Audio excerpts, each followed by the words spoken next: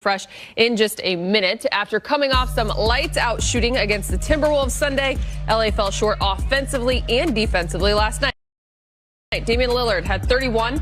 The Lakers allowed Gary Trent Jr. to go off for 7 3-pointers, tying his career high. The other big takeaway was Anthony Davis's struggles.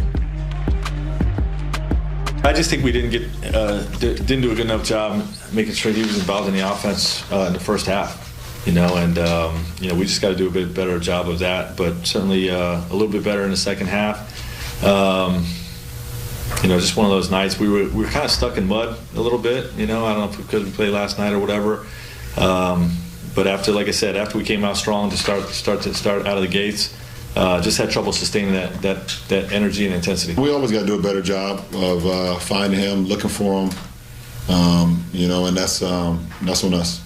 Anytime you take a game off, I don't want to try to force my way back into the rhythm. The team played well last night, and I just tried to fit in. Knowing that the focus is going to be on me. With Covington guarding and trying to double team and things like that. So just trying to make the right plays and the right reads. I like the shots I got early on, went in and out. But just, have to be more aggressive to start the game. But overall, the cap is fine. Now, I know anytime I got the ball, they were trying to double team, and I was just trying to make the right plays. Guys made shots. But, I got up to a slow start, but, at the end of the day, I can't let that affect how I continue to play, and I just gotta be able to score the ball. Now more on AD, in a moment, but first let's talk the loss itself. The two previous games, guys, on Christmas Day, the Mavericks were without Kristaps Porzingis, and then the Minnesota Timberwolves, they come to town, they're without their superstar and Karl Anthony Towns. So Portland comes to town, yes, without Carmelo Anthony, but they had their stars in the lineup. Damian Lillard, CJ McCollum. You would have thought Mike Trudell was a good test for the Lakers to see where they were at, and they came up a bit short. Found ways they needed to be better. Yeah, obviously the only real reason that they lost was that Caruso didn't play. So, end of show. There we go. Yeah, I'm glad that we figured it out, guys. It's been nice joining you tonight. I'm going to get back to it here at the house. No, so I think that there are a couple of things going on here, and we kind of saw the main element of it, though, I thought, Allie, in Anthony Davis's comments after the game, where he said that he was just trying to fit in early. And this is one of the 5 best basketball players in the world. He doesn't ever have to worry about fitting in. I don't think LeBron James ever wants him to fit in. I don't think Frank Vogel wants that. They say, AD, you take as many shots as you want. You can have the ball as much as you want in the post, on the whatever. You are Anthony Davis, and you should be able to be aggressive and not feel like you have to fit in because you didn't play the night before. And to me, Brez, it almost speaks more to just the mindset that AD has had with the shortened offseason. Mm-hmm. He's mentioned that several times, right? When any of the three of us are on Zoom calls with AD, he always seems to be talking about that. And I think at some point he's really going to kick into that extra gear that we saw. And maybe it hasn't happened just yet. So nothing to worry about long-term for the Lakers. I just think that clearly there's more that AD can do, and it will come in time. Well, and then you also take from Anthony Davis to the bench, something that they take a lot of pride in, their depth, though it is early.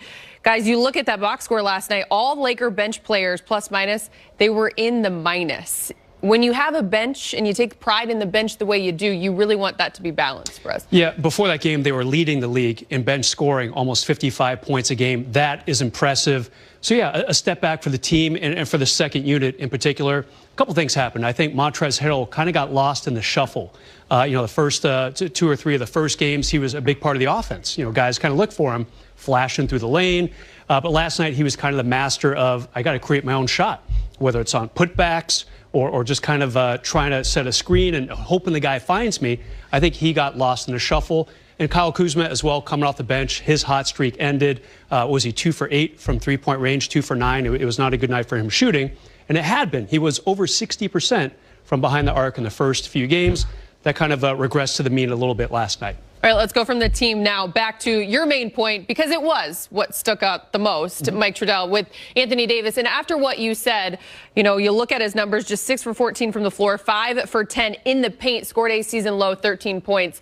I want to take it one step further in terms of what he said post-game about just wanting to fit in. Do you think this is something with a guy like Anthony, who is such a team guy, who he's so humble, the humility is there, doesn't want to, step on anyone's toes per se, that it's going to happen organically? Or is this a guy that conversations need to be had? How do we not have nights like this from Anthony Davis again? Yeah, I don't know if it's conversations that need to be had, because there's plenty of game tape from AD, basically every playoff game, where he didn't look to fit in at all. I mean, he put up 30 points per game against Portland in round 1 of the postseason on 60% field goals. He's blocking shots, he's rebounding, he's passing the ball. Like, he did it all. He showed us what he was capable of in the postseason. And I think for many of us, we expected that he could take that up even an extra tick and really be a true MVP candidate, which, again, is still possible. He just has to shift into that kind of get ready for the season, preseason mode.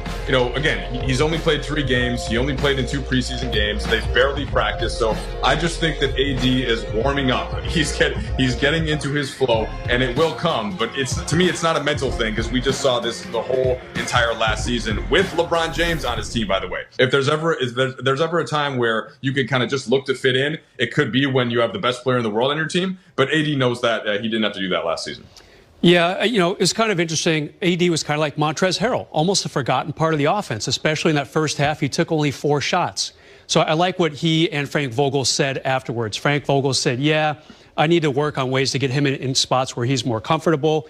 And AD, after the game, kind of suggested, yeah, I need to be a little more assertive.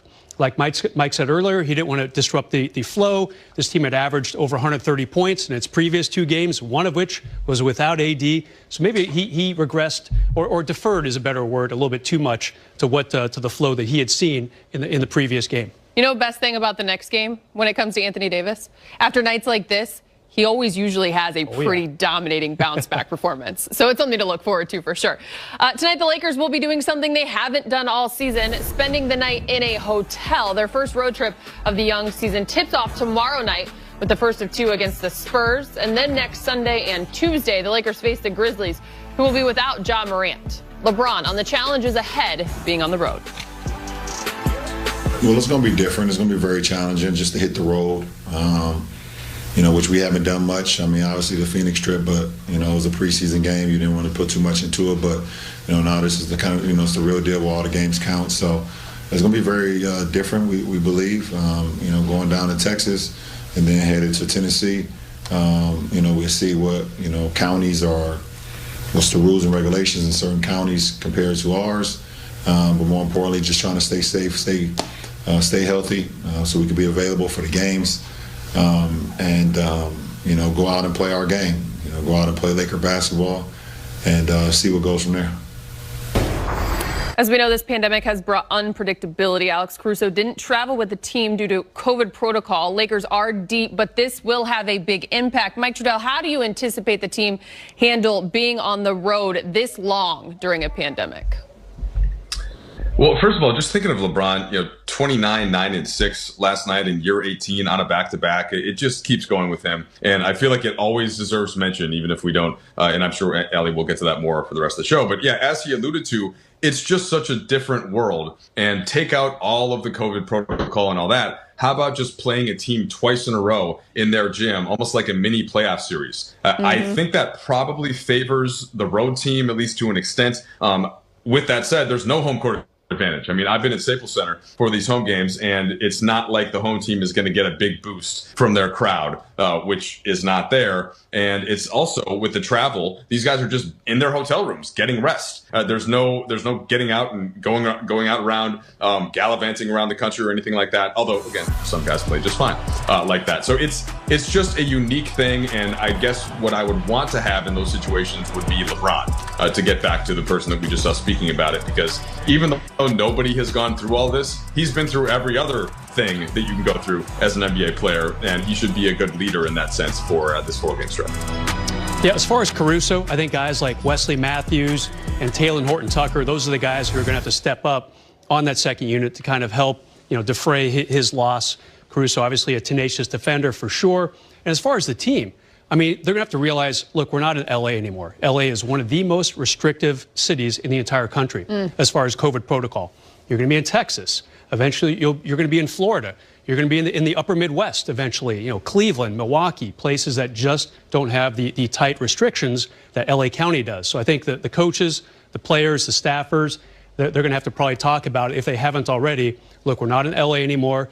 Kind of try to keep the mindset of you are still at home in a very tightly restricted, almost a bubble-like environment, because that worked out pretty well for the Lakers. Yeah, it did. And guys, when you think about it, outside of COVID and the why they are doing it, it's a very unique kind of schedule. I mean, Mike, when you talked about it, you just mentioned moments ago, it's kind of like a mini playoff series. What's not to like about that? I think sometimes being able to put your print down, your footprints down in a city longer than 24 hours, 36 hours, can be beneficial. You can actually unpack your suitcase, although it depends who you ask. I am somebody that if I'm only there for like one day, it's definitely staying in the suitcase. But if you get me there for 3 days, I might hang some up in the closet, right? Maybe get the shoes out, maybe put them in the bathroom. So, it depends who you are, though.